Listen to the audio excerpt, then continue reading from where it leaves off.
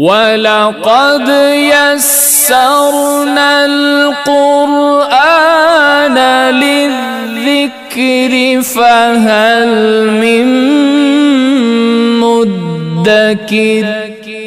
انعامات پانے والی، فضیلت پانے والی، مقام پانے والی قوم پہ کہ انہوں نے جرائم کتنے کیے، گستاخیاں کتنی کی، ان کی قباحتیں کتنی ہیں۔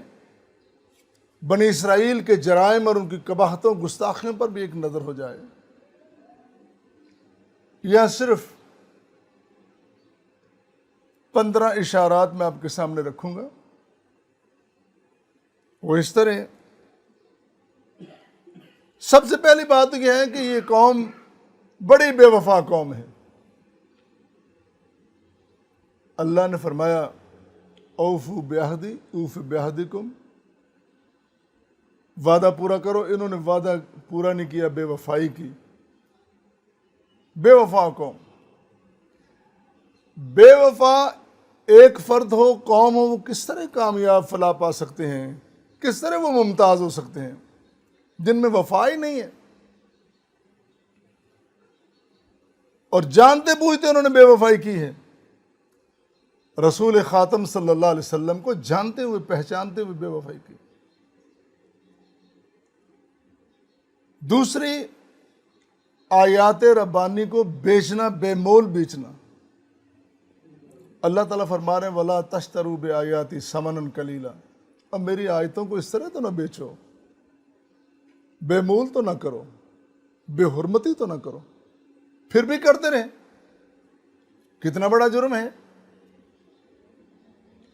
اور پھر ان کی یہ بھی عادت تھی، اوروں کو نصیحت، خود میاں فضیحت۔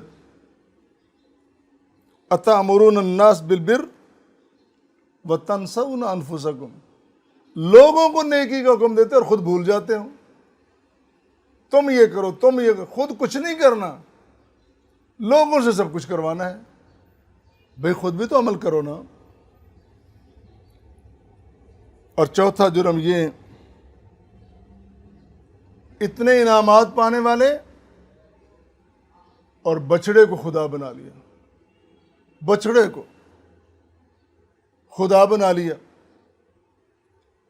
جواز تو کوئی نہیں ہے، لیکن اگر تم نے بھلے مانسو کرنا ہے کسی ڈھنگ سے تو کرو۔ اللہ اکبر۔ ثم اتخذتم العجل من بعدہ وانتم ظالمون، تم ظالم ہو، تم نے بچڑے کو اللہ کا شریک بنا لیا، اللہ کے مقابلے میں کھڑا کر دیا، تم ظالم ہو۔ اور پانچویں بات یہ ہے کہ اللہ کو دیکھنے کی ضد کرنے لگے۔ موسیٰ علیہ السلام کو کہتے ہیں موسیٰ، اگر اللہ نے اپنا آپ ہمیں نہ دکھایا تو ہم نے ایمان نہیں لانا۔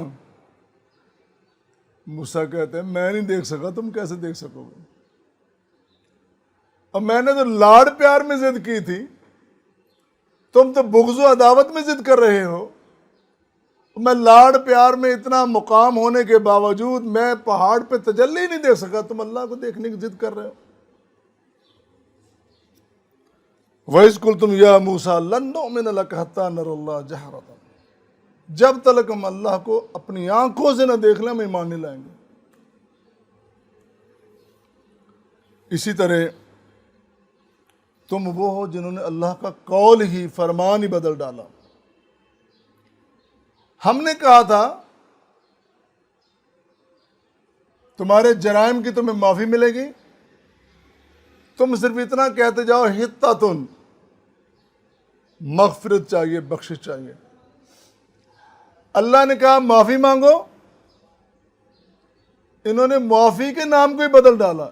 اتنے ظالم کہ اللہ کے ساتھ مذاق کرتے ہو، اللہ کے مقابلے میں کھڑے ہوتے۔ اللہ نے کہا کہ حتۃ کہو اور چلتے جاؤ، نغفر لکم خطایاکم، ہم تمہاری ساری خطائیں معاف کر دیں۔ وہاں بھی کہنے حبۃ فی شعرۃ، وہ جو گندم کا دانہ ہوتا ہے نا بالی میں، اس کا ذکر کر رہے ہیں، معافی نہیں کہہ رہے اللہ سے، اتنا لفظ کہنے کے لیے تیار نہیں کہ اللہ معاف کر دے۔ بڑے ظالم ہو تم، اور پھر کہتے ہو کہ ہم بڑی فضیلت والے ہیں، اور پھر تم وہ ہو، ہم نے تمہیں آسمانی کھانے دیے اور تم زمینی کھانے مانگنے لگے۔ پھر ہم نے تمہیں وہ کچھ بھی دیا، تم کہتے تھے کہ اپنے اللہ سے کہو کہ ہمیں دے۔ فَادْعُ لَنَا رَبَّكَ يُخْرِجْ لَنَا مِمَّا تُنبِتُ الْأَرْضُ مِن بَقْلِهَا وَقِثَّائِهَا وَفُومِهَا وَعَدَسِهَا وَبَصَلِهَا، اپنے رب سے کہو، کتنی ڈھیٹ قوم ہے، بار بار کر یہ کہو وہ، اپنے رب سے کہو اب ہمیں یہ بہترین کھانے نہیں چاہیے، ہمیں تو وہی پیاز چاہیے، لہسن چاہیے، ہمیں وہ ملے گا تو ہم راضی ہوں گے۔ سوچ ہی بڑی عجیب ہے نا، سوچ ہی نچلی ہے دونوں کی پرواز اس جہاں میں، کرگس کا جہاں اور شاہین کا جہاں اور۔ کرگس ہے جو گندگی پہ غلاظت پہ گرتا ہے، اللہ کی نعمتیں چھوڑ کر غلاظت کی طرف جا رہا۔ یہ کھانے برے نہیں ہیں،